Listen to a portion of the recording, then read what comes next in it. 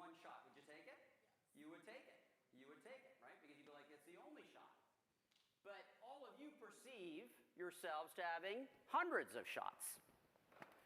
So, of course, the problem with that is that you will never commit to any one thing because you're so afraid that the next option is more attractive than the previous one.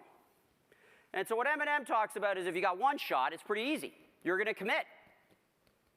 And part of the problem is none of you are good enough to have the impact you want to have not being committed. Okay?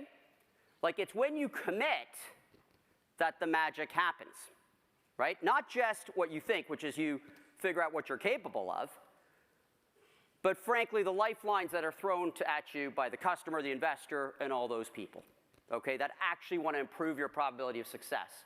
And of course, the reason to have this path is not because of the money that accrues to you as a founder. It's not because of the power. It's first and foremost because of the learning. Okay, it is the learning. So I have a very simple definition of learning for people coming out of HBS, which is it is consequential decisions that you are accountable for. That's it. Okay, that is the point where you learn the most.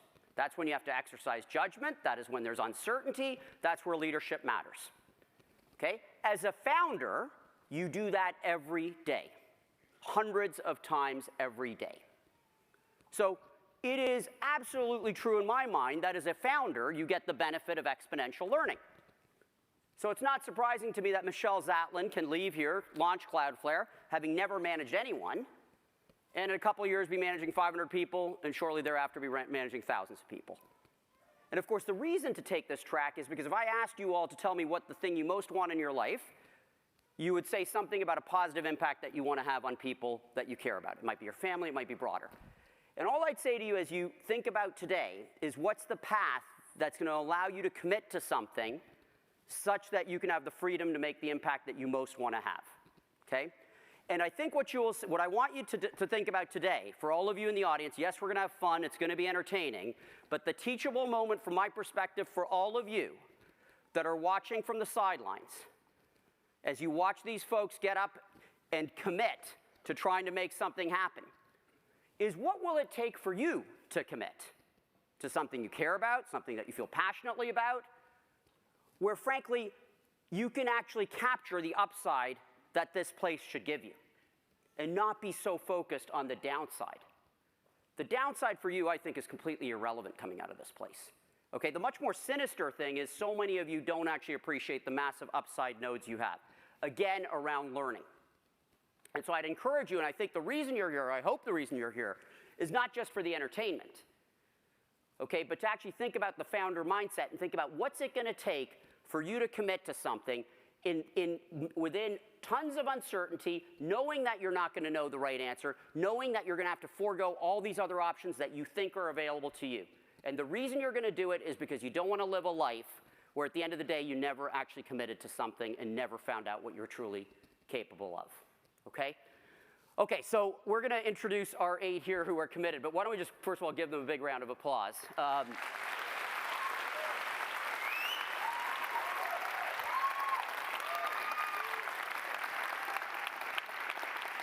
Okay, so who wants to tell me, so I guess we've got, a big star here who I'm going to introduce in a minute.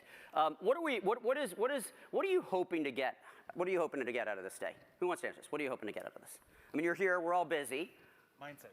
Mindset. Something about mindset. Okay, you want to go, that's good. That's a good answer. I like the mindset. What else? Who's got something they're hoping to get? Just give them a mic. You know what? It doesn't matter who it is.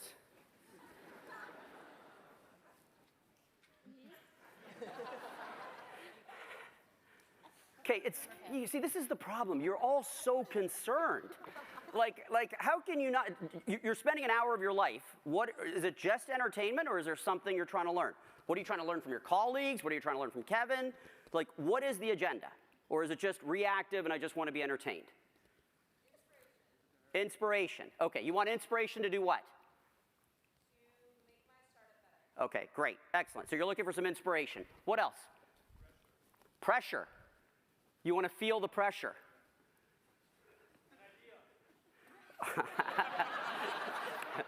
You want to steal an idea. Okay, so listen, with that, we got a lot going on today, so I want to keep this tight. Okay, here's what I would encourage you to do, is think hard right now about what you want to learn over the next hour. Okay, yes, I think you will be entertained, but think hard about what it is that'll move you further along on this founder mindset track. And it can be learning it from Kevin, it can be learning it from me, or more importantly, it can be learning it from your colleagues that are actually committing to this and trying to build something of significance. Okay, fraught with all sorts of uncertainty. Okay, so why don't we do a quick little video on our good friend Kevin. You can't come in here not knowing your numbers. This is the Shark Tank. We're gonna kill you. People ask me all the time, why are you so mean on Shark Tank? I'm not mean. I'm just telling the truth through the experiences I've lived. I was born into a working class family. I struggled like everybody else did. My mother was from Lebanese descent. My father was Irish. He was a salesman. He sold winter clothing for children.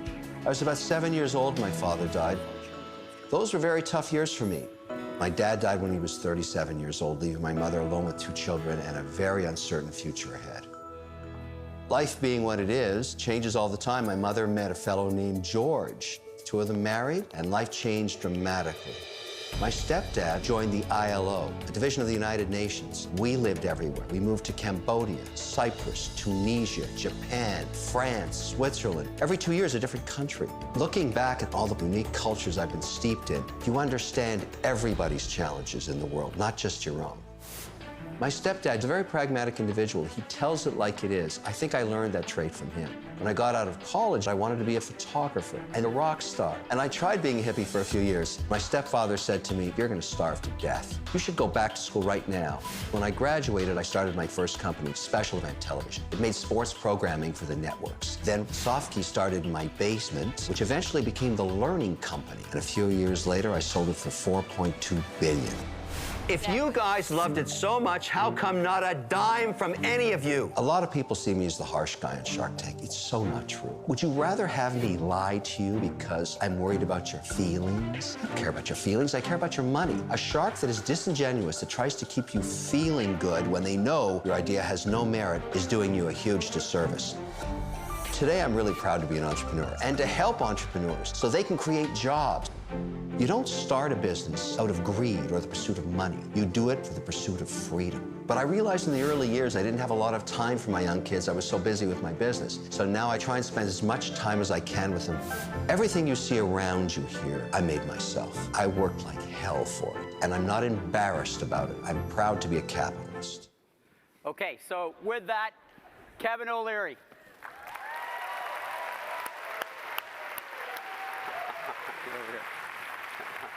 Hey, buddy. Okay. All right, let's have a seat. So Kevin and I have a friendship that goes on for more than 20 years.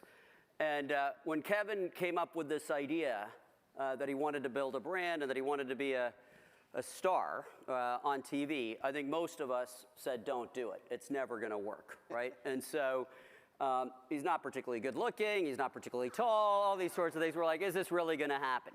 So here's my question, Kevin. How did this happen? Talk to us about what your brand connotes and what are you most excited with respect to the brand that you built? Well, you know, before, this has been a 20-year journey, but before there was social media, which is really a decade-old phenomenon, there was cable television, and cable was being licensed in many countries, including the US, Canada, Mexico, et cetera. But there were no personalities on TV. There were reporters, and I never understood why you couldn't reach more customers if you got on TV and took an opinion on something. In other words, I'm not a reporter, I'm not a journalist, I'm a columnist. I have an opinion, you may not like it, but the point is, it's a chance to develop a direct relationship with consumers, which I always thought, no matter what sector of the economy you were in, would be a good thing. And it proved to be just that. It took lots of different journeys, but television is about reducing customer acquisition costs at the end of the day.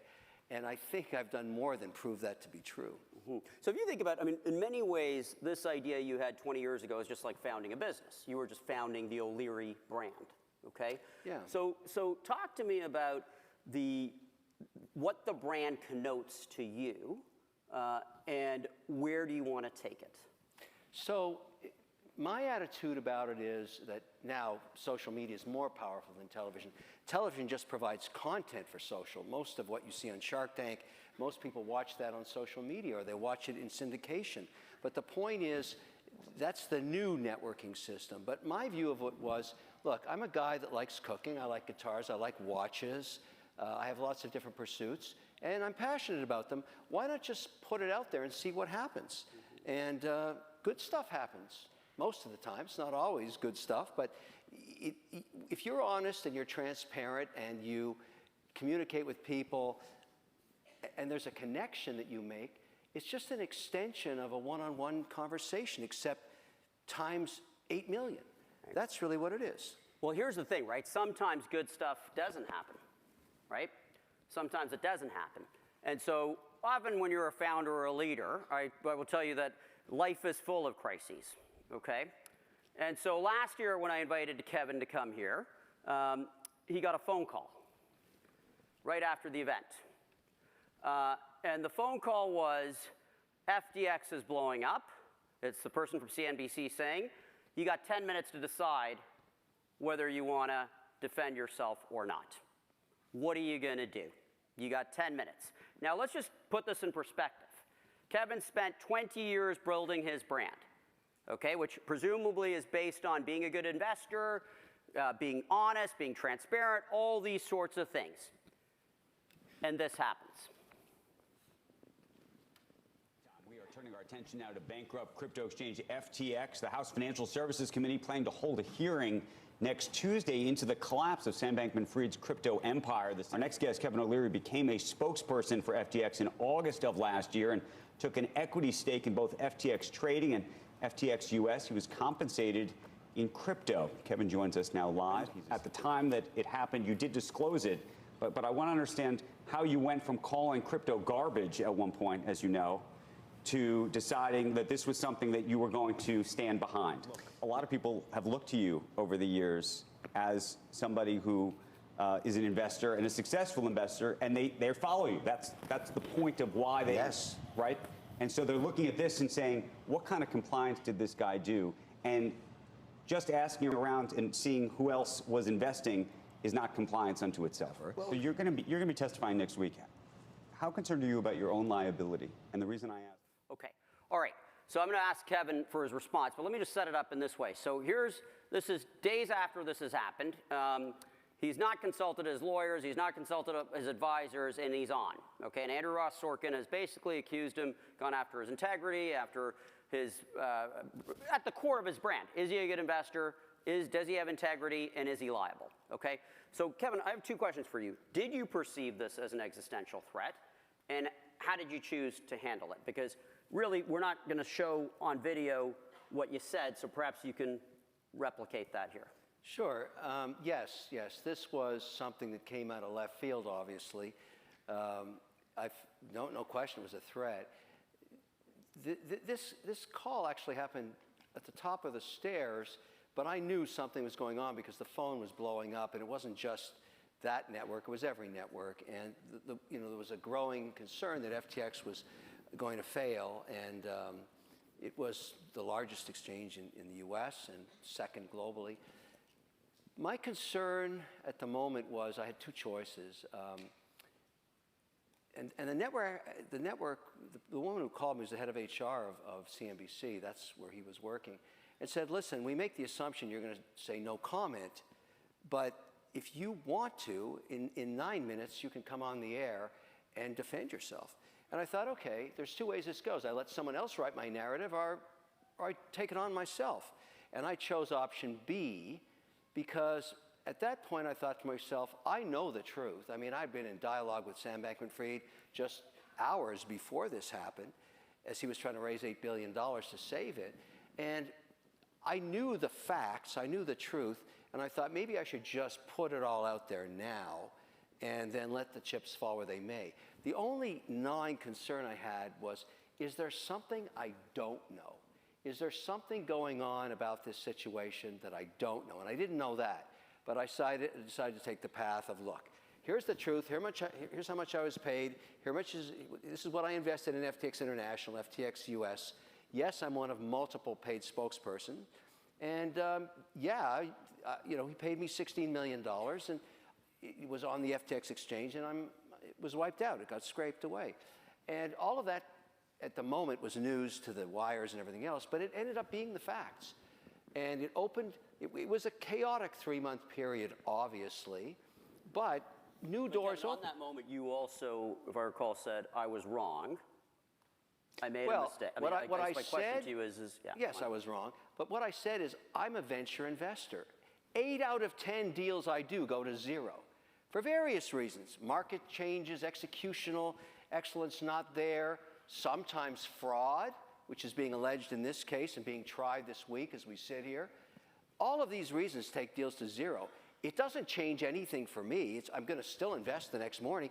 And it doesn't change the potential of what crypto can be. Those are the points I made to Sorkin in the rest of that interview, which was about half an hour long as he kept hammering me. And I said, Andrew, if you can change the metrics since 1954 and you can do better than 20% success, go do it. But you don't, because you're a journalist. You don't take those risks. I do.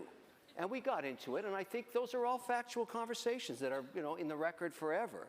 And it doesn't change anything. And I think that was the right thing to do at the time. If someone said to you, what is the essence of your brand in a sentence, how would you say it? What would Honesty, brutal truth. That's what it is. Not good for everybody, I don't care. It's still the truth. The great thing about telling the truth is you never have to remember what you said. My mother taught me that.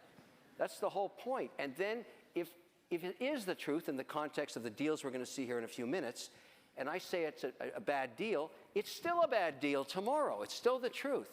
And you still got to deal with it anyways, whether I said it or it isn't. The point is, the truth is the truth today, tomorrow, and the next day. And some people can't take it. I don't care. Okay, so let's go to a nicer spot. You mentioned your mother. That was a nice spot. Okay. Okay, you mentioned your mother. Okay. Yes.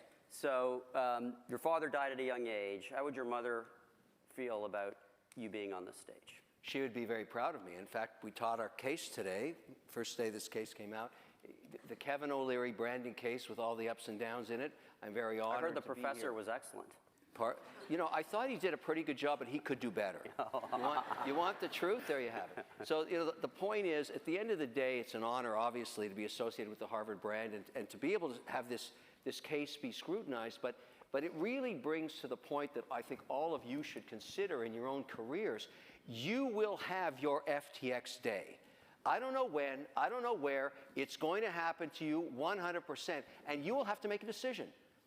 Do you own it? Do you control your own narrative, or do you let someone else write it for you? And I would highly recommend that you buckle down and control your own destiny and tell your own truth, because it's your truth. Otherwise, someone else will do it for you, and you will lose control of the narrative. And I think that is the lesson of this case. And I think it'll be highly debated, because I watched the class debate it today. Well, maybe you should wait. Maybe you should let it simmer. Maybe you should think about it for a few days. No, that's not the right decision. You take it on the moment it hits. You come out with what you know to be factual. You defend your honor, so to speak, and you tell the truth. And you let the chips fall where they may. And later you will be judged on just that. Did you tell the truth? That will determine the outcome of it long term. Because if you have an iota of grayness or opaqueness, you will burn in hell for that for sure.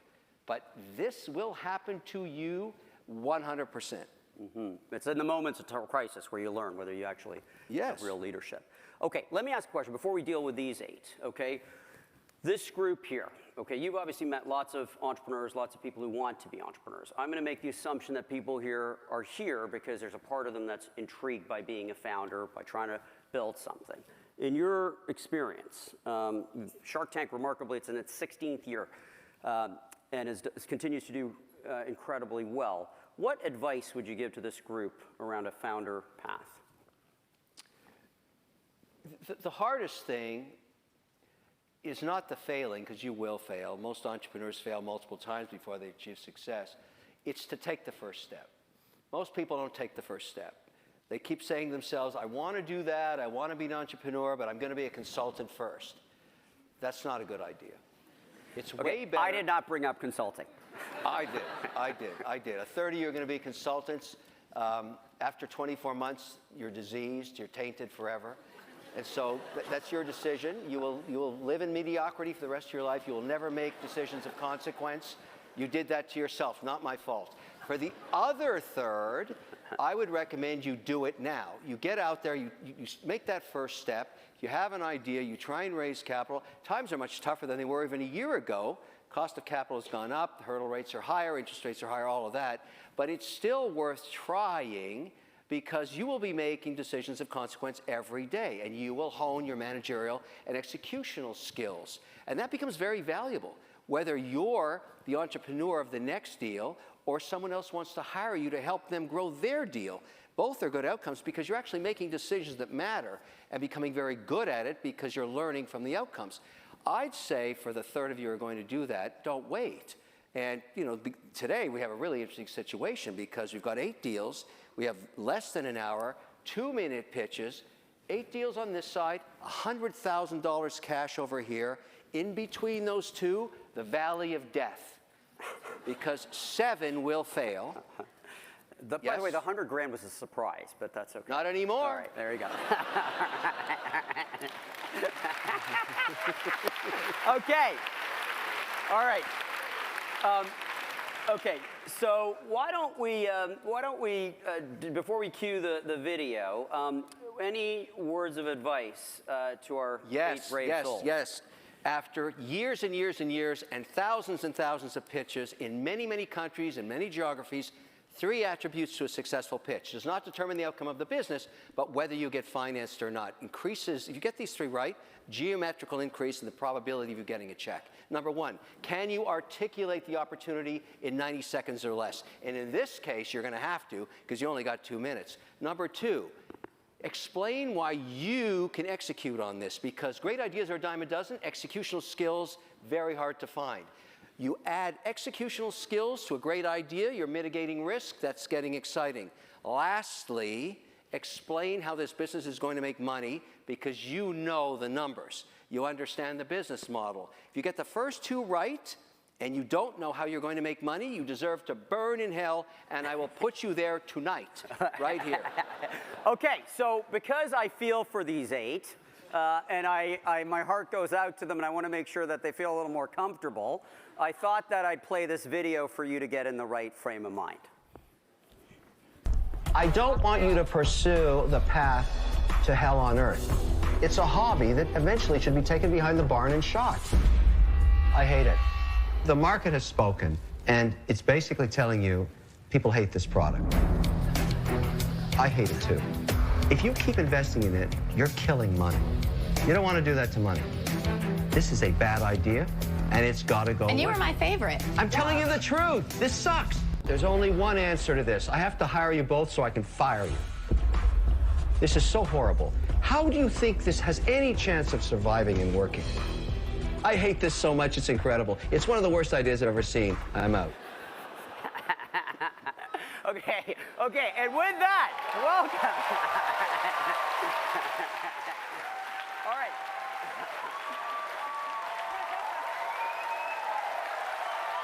Okay.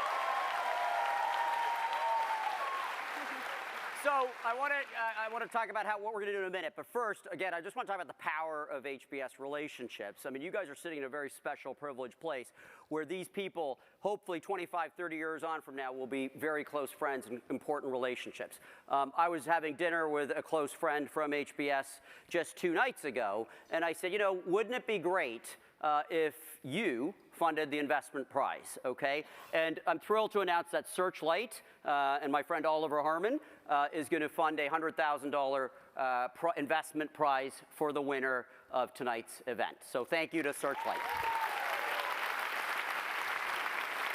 Okay, so here's the process, okay? Here's the process. Each one, their alphabetical, is going to come up. They got a minute to pitch, then a minute of Q&A.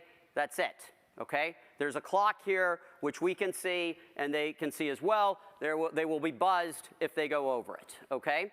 And then ultimately, we will pick 4, and we'll go from there. We'll see how it works, okay? So, Vivian, Yes? let's roll. The average attention span of an adult is 8 seconds. This means that by this moment, I may have lost the attention of 50% of the audience here in front of me. Professional video creators, such as YouTubers, brands, and sharks, can lose millions of dollars per year just by losing 5% of their audience in the first 10 seconds of their videos. For this comes Audience AI. Audience AI helps video creators pre-test their videos, re-edit it for virality before they are releasing it online. This video demonstrates that. Below, we are giving the engagement of the audience second by second, above that, the YouTube audience retention rates, and then above that, where the audience is looking by consuming a piece of content. We do this through global focus groups and through their webcams. This has a very high predictive power on how a video is going to perform, and we got phenomenal feedback from some of the biggest and most famous YouTube creators. My ask for Shark Tank is introductions in the media and entertainment industry or buying the product. Okay, how are you going to make money? We are pricing it on either on a per video basis, and then eventually we are hoping to move bigger customers on a B2B SaaS model where they are paying based on their audience size. For a skeptical customer, what proof do you have that this works? We worked with a couple of big creators, and we did predictive analytics on how their video is going to perform before they released it, and we were right. How are you going to acquire customers? I think one easy way to do that is through creator agencies that are managing many, many creators, and we hope to go through them so we can provide this service to all their creators that they are managing. How much do you think you'd make off a creator that has 1 million followers? How much we can make off? Yeah. I think we are targeting creators between 5 to 10 million. That is our lowest tier, and we are selling a video for 10 minutes that is $1,000. It cost us $600 to create this analytics, so $400 of profit per video. These kind of 5 to 10 million subscriber video creators do like 24 videos a year.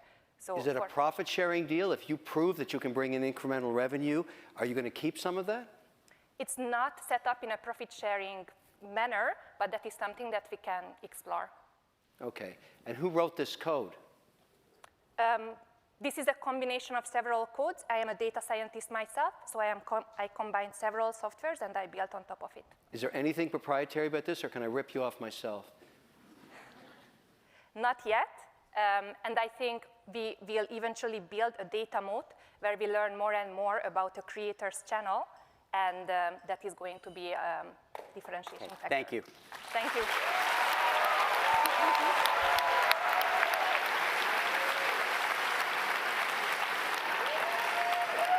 Brandon.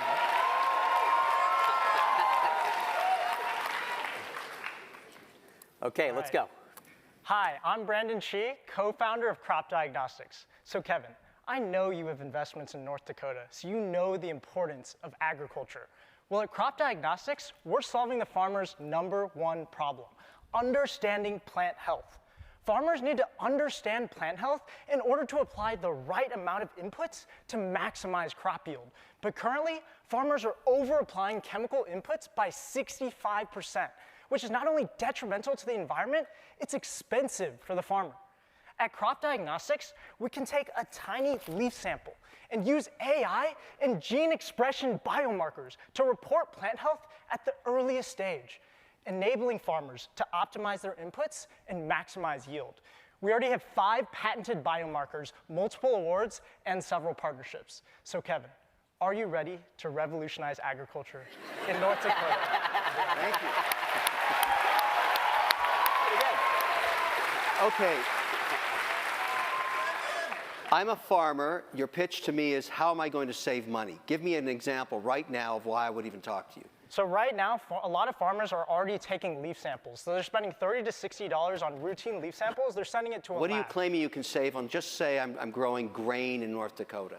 So you could save, so because the farmer is already paying $30 to $60 weekly over a 12-week period, we could save them, $720 per season, because we can give them cheaper leaf tests, and then over time, our AI model is going to learn their farm. So it's going to understand at a very detailed level what plants need what inputs. So they're going to buy less inputs, and they're going to maximize yield. So it's more revenue, less cost. So what's the revenue model? You're going to let them try this first to prove it out? Because Yes. farmers are very skeptical. Right, farmers are very, so our strategy is to target specialty crops in California. Specialty crops, very high value, very high margin. Farmers are more willing to try innovative new precision agriculture technologies. And guess what other state has a lot of specialty crops? North Dakota. #1 producer. And Are you 9 willing to different move specialty to crops. North Dakota? If you give me $100,000, I'll be there tomorrow. Oh, all right. Okay, that's good. That's pretty good.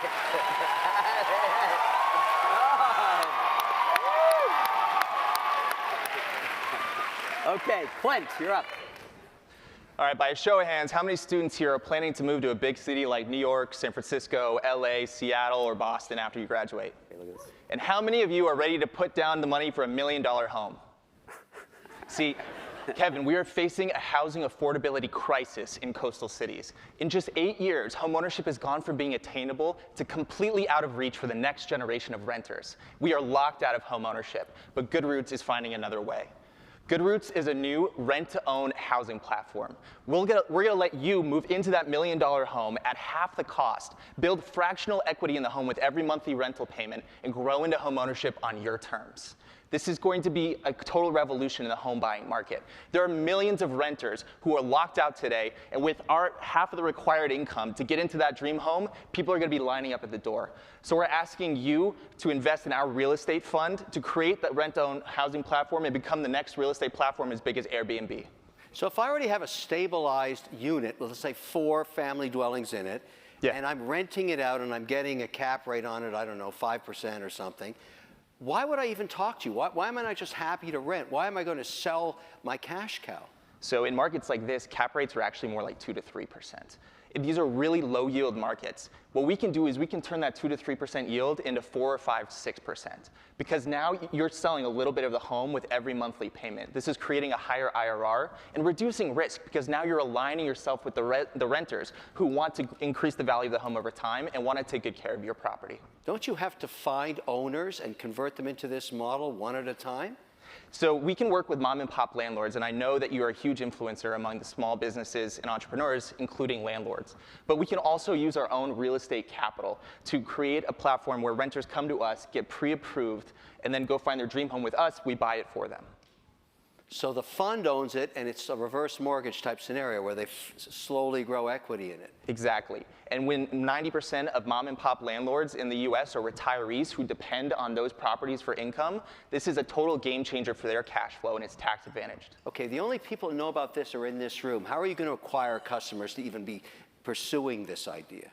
Rent-to-own is a total greenfield in coastal markets. Nobody is in this market yet, and we're going to be the first ones with SEO, digital marketing, and out in the field talking to real estate brokers, property managers, and the entire real estate ecosystem. What are you saying this is worth today? We'll get to that. Let's see if we get to that. Okay. Okay, let's go. Okay. All right. You like that?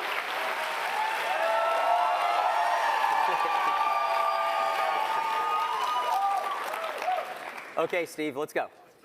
Hi, Kevin. My name is Steve, and this is Radu. We've been best friends for over a decade and co-founded Lease Club this year. Like many people in the audience, we faced the agony of finding apartments in cities like Boston and New York, scrambling last minute and paying thousands to a broker. Lease Club is a rental marketplace that connects new renters to apartments through current tenants. By leveraging shared communities like schools, we build social trust and dramatically lower costs. We incentivize current tenants to share their move-out plans with Lease Club months before they'd normally tell their landlord. This means new renters have the ability to see which units will become available in the future, communicate with those current tenants, and actually use our end-to-end software to apply directly. With a prototype right here at HBS this past spring, word spread quickly. We secured 50% of off-campus housing in less than a month. Units were leased before sites like Zillow, and renters saved $150,000 in broker fees.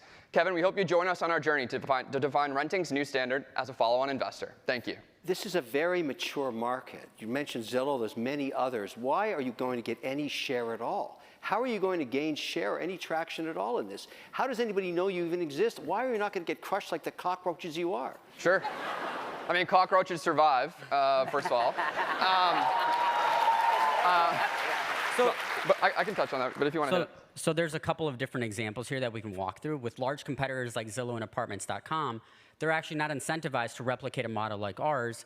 We can gain that market share because we're actually undercutting them because we're going directly to the existing tenant. They make their money on landlords and brokers. As we start capturing that supply, we haven't gotten yet to our revenue model, but when somebody pays and buys into our system, they actually want to hold that unit and reshare it on the platform on the back end to recoup part of that upfront investment. Who are you going after first, the tenant or the landlord? So we're going after the tenants first. It actually doesn't make sense necessarily to go after the landlord because when you go after the existing tenants initially, what we're doing is actually giving them the opportunity to assetize almost their rental unit, and going after the landlords really allows them to post it everywhere and also engage their broker. We're really trying to develop an early access model through that existing tenant to take advantage of the 3 to 12 month time frame versus that 30 to 60 days that's usually baked into leases. So you're pursuing somebody that's actually in a place right now that's renting. Correct. Yes. And they care about you? Yeah, so just to illuminate the test case we did at HBS, 10 right? seconds. We have off-campus students, right? They know they're leaving several months in advance. They only tell their landlord based on leases 30 to 60 days That's before. student housing, right? No, that's off-campus housings, family units, multifamily, Okay. single units. We're good. single landlords. That's excellent. Yeah. Thank you. Happy to discuss later as well, Kevin. Thank you. Thank you.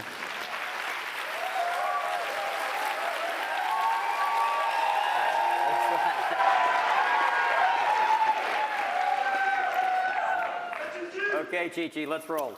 So, my name is Chi-Chi. I'm here to introduce you to Serious Player Only SPO. We're the first basketball shoe brand that creates and innovates products collectively for consumers. So what's so serious about it? We believe that everyone serious about their game, their passion, their number one thing in life should have a voice in their core equipment, basketball shoes. And this is not the case today. Today, this market is dominated, monopolized by big brands creating shoes behind the scene closed door. So 2 years ago, we decided to change this game. We shared our entire story over social media from day one of how we created the shoe. So just a year ago, we created our first shoe, the Player One. Not only is this the lightest shoe in the market, we have sold 50,000 pairs of basketball shoes today, and it's already been worn by the NBA players. Ball is live, and so much more important. Shout out to all the Serious Player Onlys. Okay. Kevin, this is a journey. I say it's every day is a new day, and I invite you to change the game of how the footwear industry works. This is not a brand, it's a movement. So you said it, this is actually dominated by behemoths Yes. that have figured out every strategy known to man to sell sneakers, direct to consumers all around the world, and they have scale. So they're able to acquire customers and keep them forever. How are you getting people to abandon giant brands like Nike and try something they've never heard of? Well, first of all, we did that already. And second is, we aspire serious players that felt left behind because nothing was tailored to them. I quote one of the biggest influencers in the sneaker industry, Wordtester, who said, "We need entrepreneurs like SPO who innovate like crazy, and crazy is because we're crazy, to finally shake up this market. Just because of the domination of Nike, Adidas, and actually Chinese brands. I'm from China, I was born in China, moved to Germany. I'm a global trotter.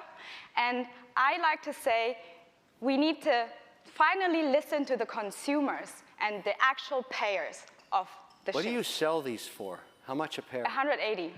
So you're a premium shoe. Yes. and you convinced people to pay $180. What is the #1 reason they would do that? So first of all, we have not spent any marketing dollar till now. This player didn't know about our brand. He just liked the shoe. And this is why the shoes are important. The second is the people. You know, you see the brand. It's a 4 a.m. emblem. It's waking up at 4 a.m., getting up, and pursue your passion. And that's how we pursued everybody. Okay. Thank you. Thank you.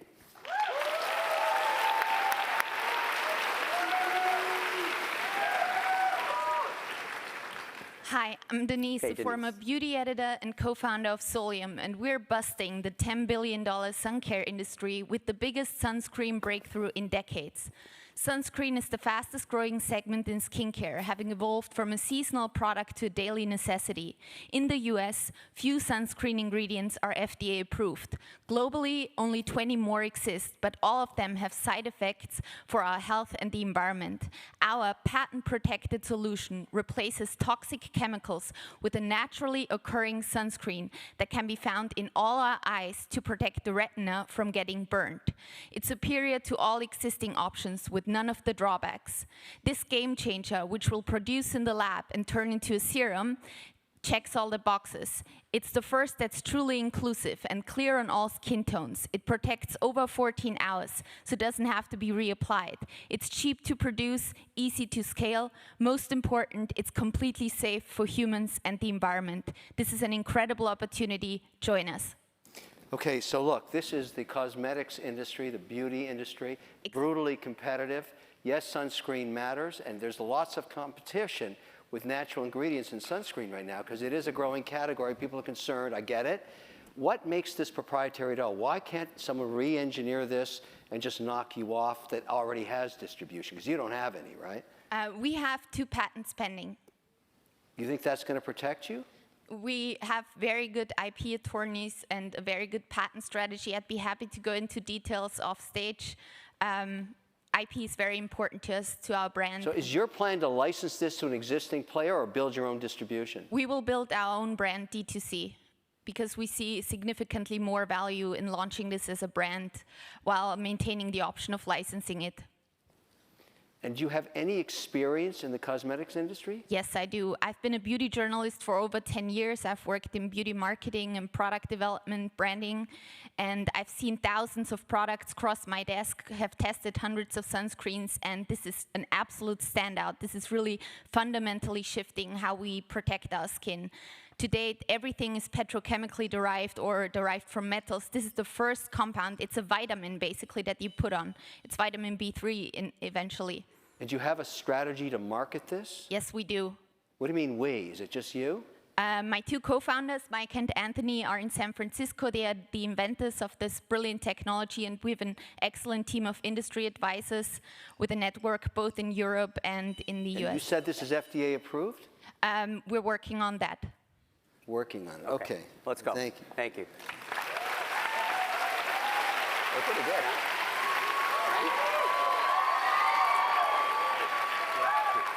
Sumedh, I thought there was a suit coming. All right. Half a suit. It's good. It's good. All right, let's go. All right. Hi, everyone. I'm Sumedh, and today I'm presenting you Starkin Technologies. 90% of global road accident deaths occur in low and middle-income countries, and that's an insane statistic. And that's why we're building ADAS. ADAS stands for Advanced Driver Assistance Systems. Unfortunately, existing solutions just don't work in emerging markets because of very different road traffic conditions, driver behavior, and traffic patterns. That's where our solution comes in. We're building our AI-enabled hardware and software solution that uses a combination of radars and cameras to predict potential accidents and alert the drivers. It also intervenes via auto braking, as you can see on the bottom left here. We also have a facial recognition software that does driver fatigue monitoring. So far, over the past 12 months, we've done $120,000 in sales, and the opportunity that lies ahead of us is massive. $18 billion just from emerging markets. So come join me in saving lives and making roads safer. Thank you.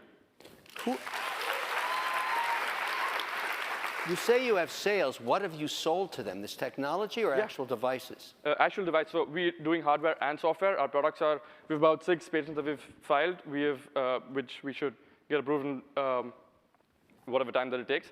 But we've sold hardware and software products about 400 of them to a mining fleet operator and to a blue chip manufacturer in the automotive industry. And this is a very competitive space amongst auto manufacturers. What experience do you have in this? I've worked in the automotive industry. I'm an engineer. So is my brother. And you'd be happy to know my brother quit McKinsey a few months ago to work on this full time. Left McKinsey? Okay, I get that. What does this cost? And what does it cost you to make it? If I want to buy it, what does it cost? What does it cost you to make it? So average selling price, about $300, gross margin 50%. 50%, okay. So your strategy and distribution is direct to consumer? No, there's 4 different markets. So first is fleet operators. Second is the government or public transportation. Number 3 is OEMs, and that's our biggest long-term strategy. But the R&D commercialization takes anywhere from 2 to 5 years, so that's a longer-term strategy. And you're building this in India, right? Yeah, emerging markets, so home is India. And who's your competitor on this? There must be others knocking you off, right? So existing products don't work in these environments. So one of the blue chip operators actually has approached us for white labeling. Our product works, and we've done testing with them. We have a PO from them already, and we're building the technology. Yeah. Okay. Great. Thank you.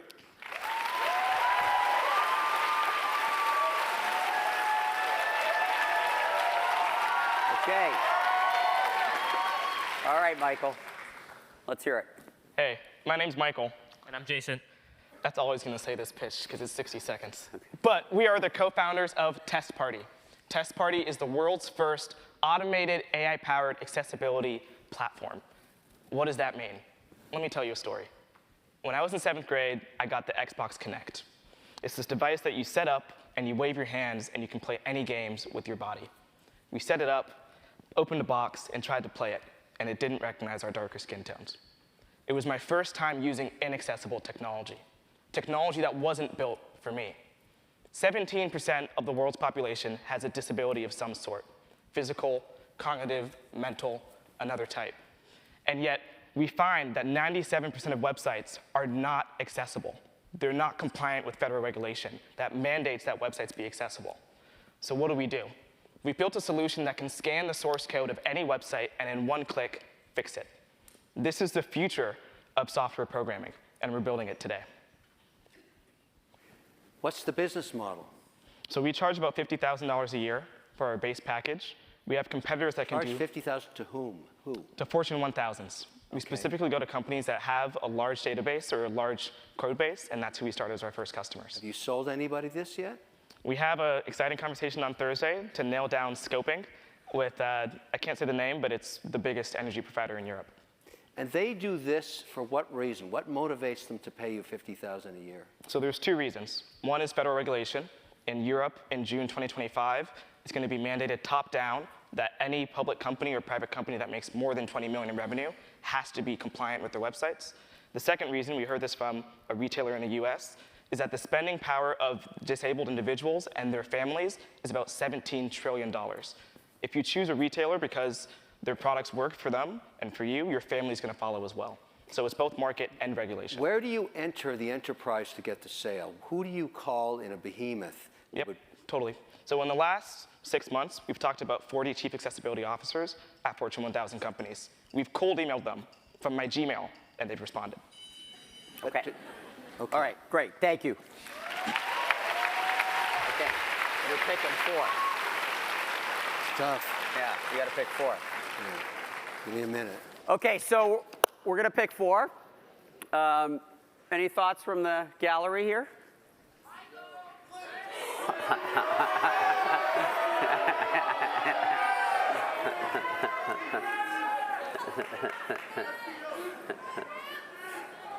What do you think? I'm thinking, you got to pick. Audience. Yeah. And, Crop. Yeah. Yeah, that was interesting. You got to pick that. Yeah, I got to pick that. And this sunscreen thing is interesting. Okay, so pick them. Okay.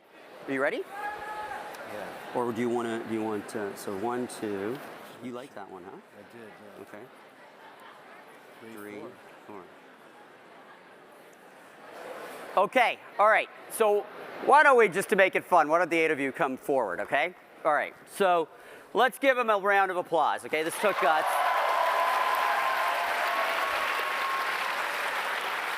Okay, so in the interest of time, Kevin, you're just going to pick the 4 that you want to advance. Yeah, I mean, it is the valley of death, right? We said that earlier, and I can only pick 4. So first pick, Audience AI, Vivian, you're in. Crop Diagnostics, where's my leaf? That's interesting. Brandon, you're in.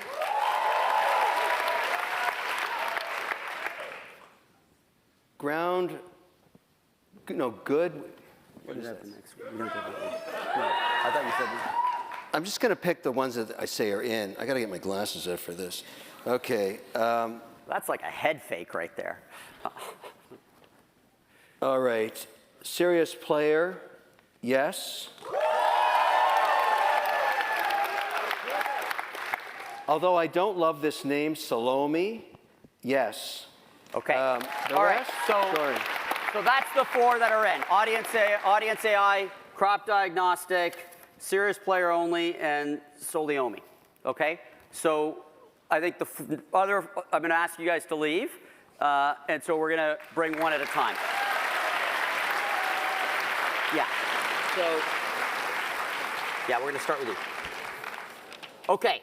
So here's what we're going to do. So just by way of, so I want to also give a shout out to the Entrepreneurship Club, who actually, Monsi and Francesco, Monsi my favorite and Francesco my, far behind number 2, okay, who have done a great job actually vetting this and getting us to this point. So thanks to them, and I want to give them a round of applause for that.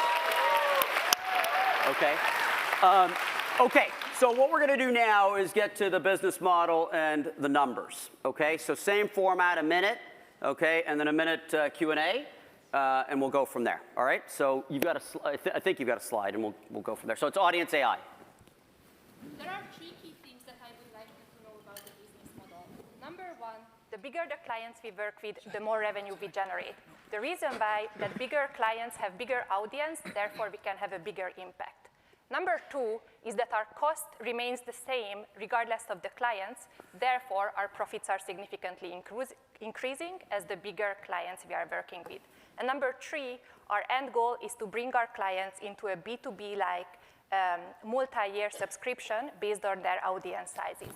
Here I am demonstrating a pay-as-you-go model for a 10-minute long video for 2 types of players.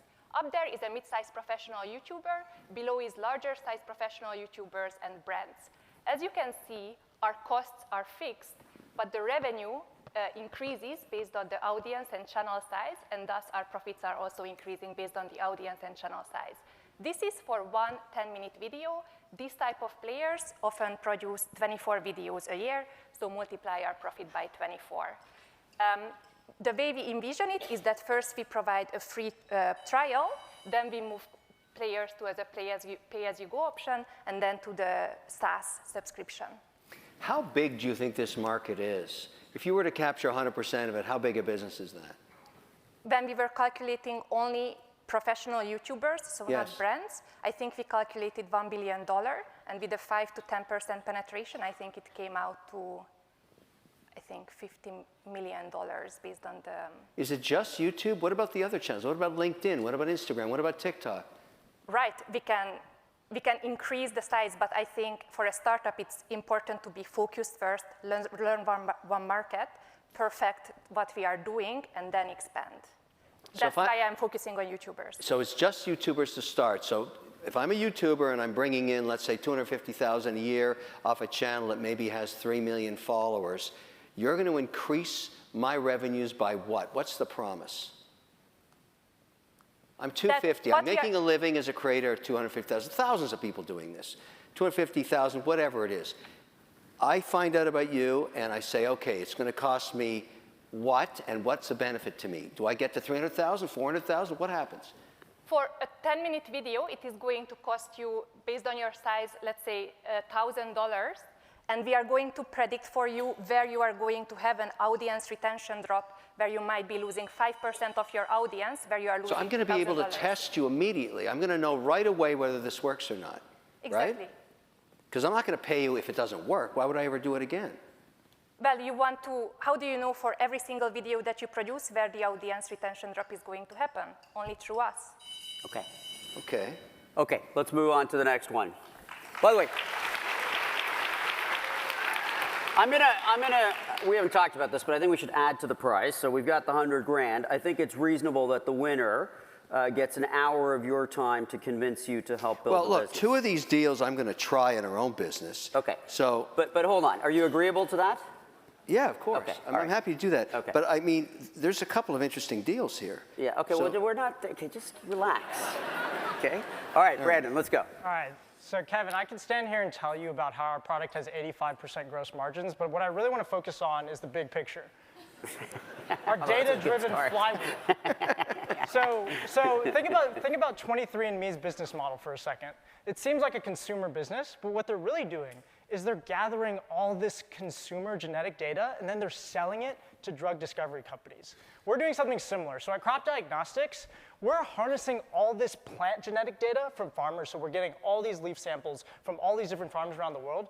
Then we could actually use that genetic data, use our AI model to develop really good insights and sell that data to suppliers, plant breeders, input manufacturers, all those huge incumbents playing in this space. They're gonna love this genetic data that we have about all these different crops.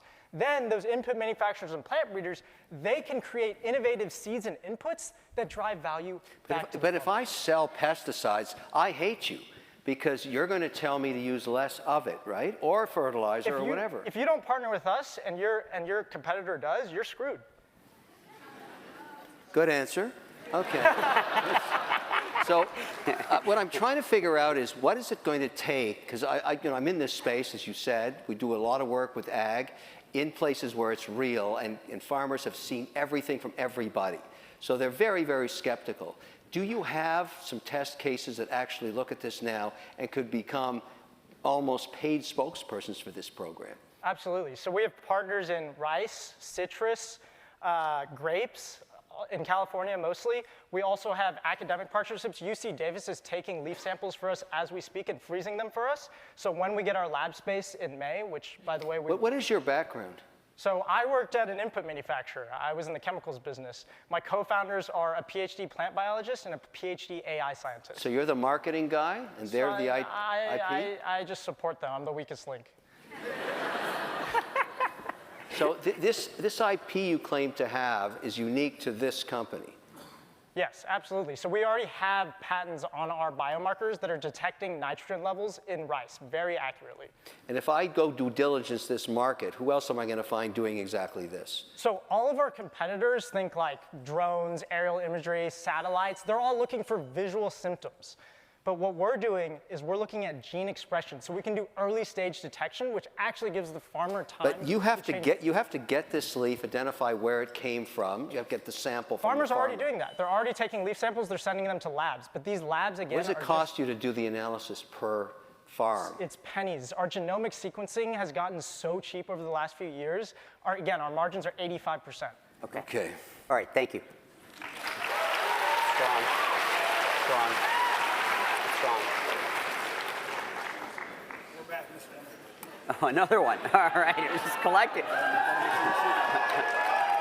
Okay, now I see how they got to 50,000. So there's a secret here, and that's why I needed it back. There are insoles that are tailored to players' needs. Oh. So that's why it's still there. This one. Okay. All right. I could talk about this forever because I spent the last 2 years about it. And as much challenge and everything we've built, I just want to say it's not easy. And you're right, it's a crazy business. It's a dominated, monopolized business. So your question, why have we achieved this viral growth without spending any marketing money? Because this market is dead. This market has not seen any groundbreaking technology changes over 30 years. And what we are doing now is the big players take 2 years for just one shoe. Whereas when we started 12 months ago, we iterated our model 3 times, so 3 models within 1 year, based on the collective customer feedback we get in real time. And there's another thing. These are midsoles that are interchangeable, which means we developed up to now 4 different midsoles that are tailored for if you're a dunker, you're a guard, you need like more bounce. These are tailored to your needs. So our shoes are flagship shoes, but we tailor to each of the players based on that. So just on the average sale, and what do you make it for? What do you sell it for? Our margins are similar to the big brands. We work with the best OEM. But you're claiming you're not spending anything on digital marketing. You're acquiring customers for free somehow. Yes, we do. So our gross margins are similar to big brands. We don't spend any marketing and branding money. We don't have it because we're bootstrapped. Nobody thought about... You're a brand, because I'm assuming if I'm a large player, I can just knock you off. You're using the same manufacturer I'm using probably in China. Yes, we're using the best manufacturer in the world. But the difference is the big brands are lazy now. They're creating the shoes behind the scene for a reason. It's a top-down marketing. It's a push marketing to get Michael Jordan, Kobe, as much as we love these people, they're the face of the brand. For these top percentile of people, the big brands are creating the shoes. Whereas we come from a bottom-up approach, we include everybody who is serious about the sport You're very good at SEO. You figured out a way to acquire customers for nothing. And you're in a commodity business, but you're building, I'm trying to look at this. There's nothing proprietary about what you're doing, but that you're able to acquire customers for free and give them a good product by using the same manufacturers that all your competitors use. Is that not the story here? Look, I'll tell the real story. So I thought that was the real story. Okay. The real story is we did not want to go global on the first day. We expected we'll create the shoes, the first batch, and we'll grow slowly in the path that brings us to the right brand. However, this brand went viral. My Instagram account, I'm still behind Serious Players Only, went from 20 followers to 2,000 followers in a week just because a player wore the shoes. And how many do you have now? 25K. In the year, without spending and not doing SEO. How many do you have? All the followers are organic because we share the story of how we do R&D, which nobody does. Okay. And we're fast. Very interesting. Yeah. Great, thank you.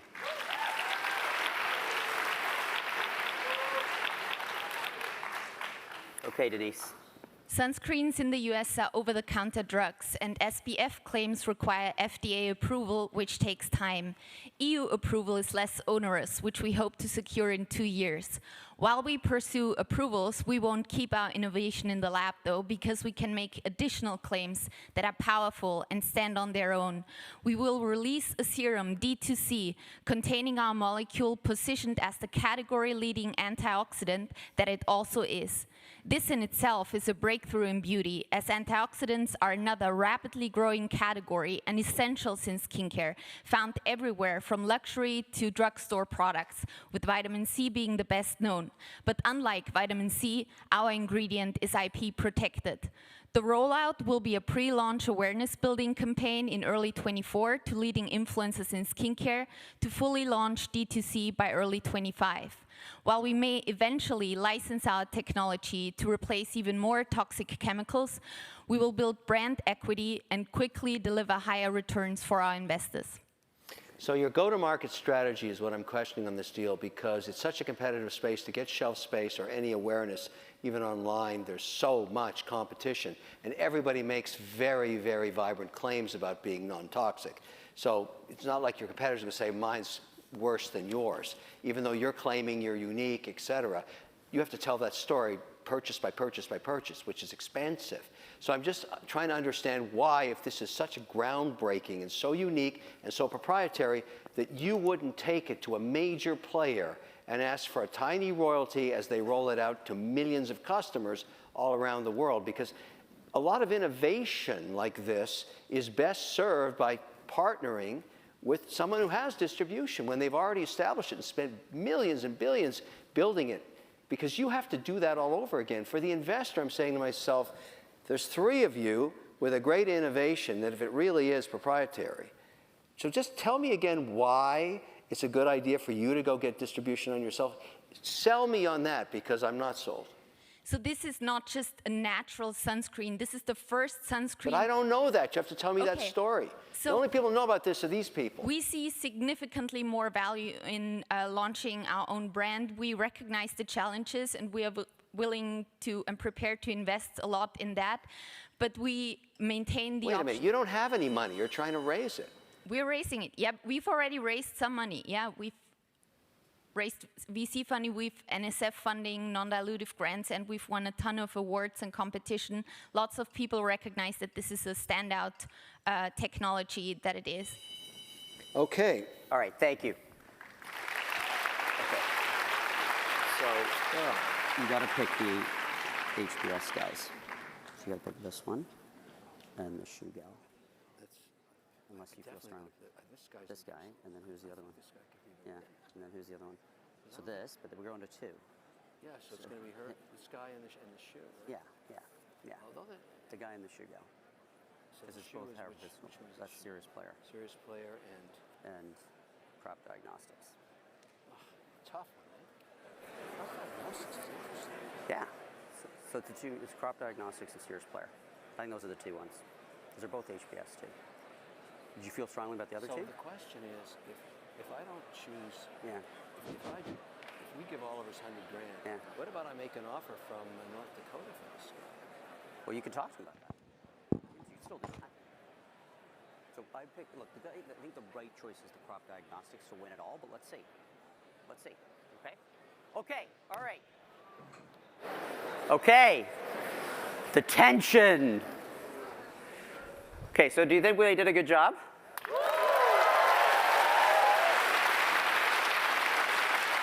You know, what I said to them when they came on the stage and were nervous, I said, I want you to realize that everyone out there wants to be you.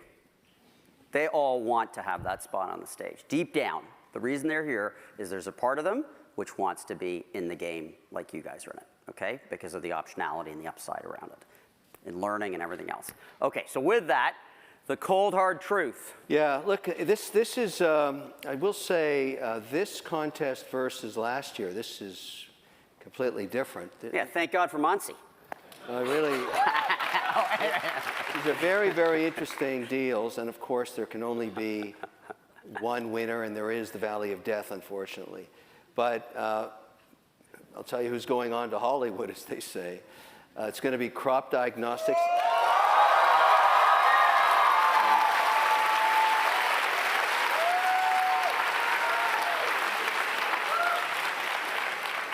And Serious Player. Okay. All right. So come on up. Okay, so now it's just back and forth. Okay. All right. Okay, so the two of you both come up. Okay. So we're just going to have a little back and forth. Okay. And so anything goes. Yeah. You know, what I suggest is why don't you start with why you want Kevin as an investor, okay? So yes, he's a fiduciary for Searchlight, which is generously doing the investment prize, and, you know, will bring their own set of resources. They're a $12 billion private equity fund that has assets all over the world. And perhaps Kevin will get more engaged in your business. So why don't you start with why is Kevin the right investor for you? And then we'll go from there. Sure, I can start. So, Kevin, I've done my research. You're a farmer, right? I saw you speak at a conference in Iowa, and you said farmers need more technology. I'm a farmer for cash. I grow cash. I'm the cash crop guy. I'm going to make you a lot of money. So not only am I going to save you money on inputs, you're going to increase your yield. And not only that, you use us 1 season, 2 seasons, 3 seasons. Our AI model is going to get smarter and smarter. It's going to learn your farm and know how to maximize your yield while keeping your input costs low. Because at the end of the day, that's all farmers care about is money, right? And that's all you care about. So he's correct. So that's what we're doing, right? We're on the same team here. And I think you'd be the perfect partner, not just with your connections in North Dakota, Canada, where ag is huge, but I think, you know, with 100K, we could do so much R&D and commercial testing, MVP testing on farms in North Dakota, where, by the way, again, leading producer in 9 different specialty crops: durum wheat, barley, honey. Okay, got it. you name it. Serious player. I mean, you're gaining share in an impossible. Okay, but let her answer the first question, which is why you? Okay, Why I'm you? And then so we'll go there. intrigued why she's Okay. even alive in this Okay, business. so yeah, okay, well, I don't know. You picked her. All right, so why Kevin? Okay, so I heard from somebody that you're worried that we're not going to grow above 50 million. Now Right. we're at 10 million. I am worried about that. Yeah, so this market is... Because you know, all the shoe, like tiny cockroach brands, have really had a hard time getting past What are you 50. at now? How much in sales? 7 million in 12 Well, months. that's better than nothing. Without spending any marketing money. So, Okay, so how are you going to get to 100 million without spending marketing money? so this market is 400 billion of market size. footwear. But and if only you had 2%. I've heard this story 1,000 times. And then I'm going back to why you. So you're a believer, you're a self-made person, and you're a watch collector. These are the 3 things, and you're building your own personal brand through social media. What I want to say is this era is going to change. We started with Nike, with all the footwear brands 30 years ago, where people marketed with billboards, with one NBA player playing on the court. No matter what shoe they wear, they're going to nail it, and it's not about only the shoes. Now we're here to care about everyone who's serious about their passion, and you're a passionate guy, so who's serious about to pursue something that's crazy, and that's why we want you on board to change how the footwear industry works. I'm not talking about this brand. This is not only Serious Player only. We're going to change how footwear is going to be created in 10 years. So you envision yourself as being a disruptor because you're able to take a brand in a commodity, as I said earlier, acquire customers for free. So far, for $7 million worth of sales, you did it all for free. That's very impressive, no question about it. But how do you scale that? Because to stay under the radar of the big guys and keep acquiring their customers, because they didn't buy someone else's shoe, they bought that. And so you stole that customer because there already exists lots of different options for shoes. Lots and lots and lots. It's a very mature industry. So you stole that customer for free somehow, some way. How are you going to keep doing that to 100 million in sales? What is the game plan? You're going to acquire more celebrities or what? They don't do it for free. Those people want money. So we are acquiring celebrities that are doing it for free, but not because it's free. It's because they feel tailored. There's only a percentile of players working so hard to actually get to a signature shoe. Why should not everybody who's a player who actually worked hard to have a say on the creation, how the shoe So you go to the looks? big guys and say, how would you like to have your own signature shoe? And then you blow it up on your own social. You're going to poach their social to get their followers to buy this? No, so I would say take it a bit down with my emotions because I'm very passionate about it. There's a reason why it's a 4 a.m. But just look into 2 things, what's proprietary. The one is our speed to market is much quicker with the digital engagement we have with the consumers. We listen to their feedback real time every day. So which means if a big player, these performance shoes that are supposed to perform on court, on NBA courts, it takes 2 years to actually work on it. However, what we are doing, we're iterating this process. So we break down this one big shoe into small iterational parts. And within 12 months, we achieved 3 models. This model and the model that you have on hand is different. So I'll tell you another story. Okay, wait. Poor Brandon over here. So Brandon, how are you feeling about all this? No, it sounds great. I play basketball. I love the shoe. But I think at the end of the day, Kevin,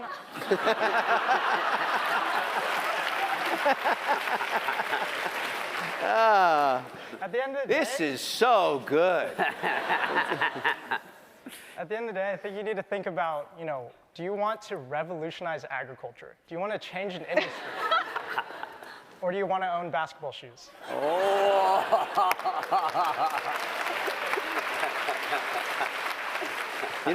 It's very interesting because you both have very good attributes in terms of investability. But what do you like about them? What do you like? Well, I like the fact that you've disrupted a really mature. Let's go back to Serious Player. That's really hard to do, and I could drill down in a couple hours and figure out what you've done here in terms of acquiring these customers, but it's impressive. Nothing impresses me more than sales, and you've got it. On the other hand, Brandon, you've got something really interesting because I'm a big believer in ag tech going into a space now where it helps farmers become more productive because it's a mandate. It's a federal mandate now. There's no question about it. And reducing and not wasting very expensive fertilizer is a very good mandate. I get that. And I think at the end of the day, I have to look at it sort of from the investor's point of view. But I don't want you deciding yet. I haven't. I haven't. I'm really torn. We're going to do a little poll of the audience. I mean, you've got another minute or two. I don't care what they think. I know. But they care what they think. Okay. Okay. All right. So let's do a quick poll. Okay. All right. Let's see who's for who. Okay. So crop diagnostics.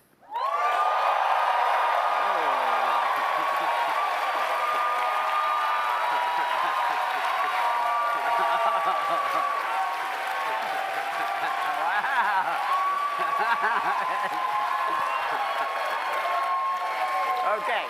All right. Serious player only. You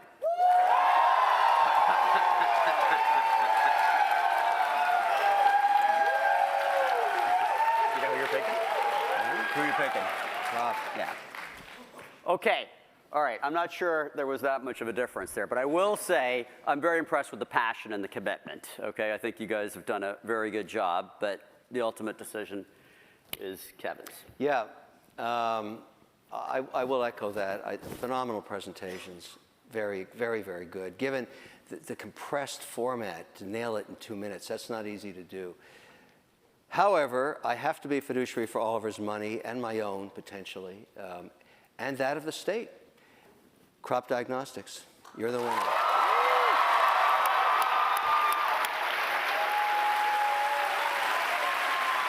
Congratulations.